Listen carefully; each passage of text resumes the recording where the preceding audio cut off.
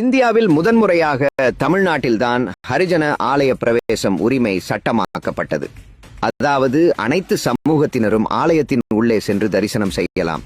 அப்பொழுது மதுரை மீனாட்சி அம்மன் கோவிலில் ஆலய பிரவேசம் நடத்த முடிவெடுக்கப்பட்டது. இதை உயர் சாதிக்காரர்கள் கடுமையாக எதிர்த்தார்கள்.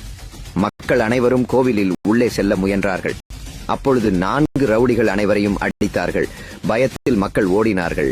அடுத்த நாள் 2 போலீஸ்காரர்கள் முத்துராமலிங்க தேவரை பார்க்க அவரது வீட்டிற்கு சென்றார்கள். அவரிடம் பிரச்சனை அனைத்தையும் தெளிவாக சொன்னார்கள்.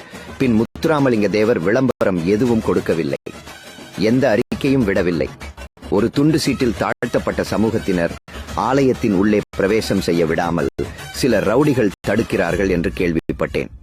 நாளை அவர்களுடன் நானும் சேர்ந்து ஆலயத்தில் உள்ளே செல்வேன். எவரேனும் தடுத்தால் அவர்களுக்கு உரிய முறையில் பதில் சொல்வேன் என்று எழுதி வெளியிட்டார்.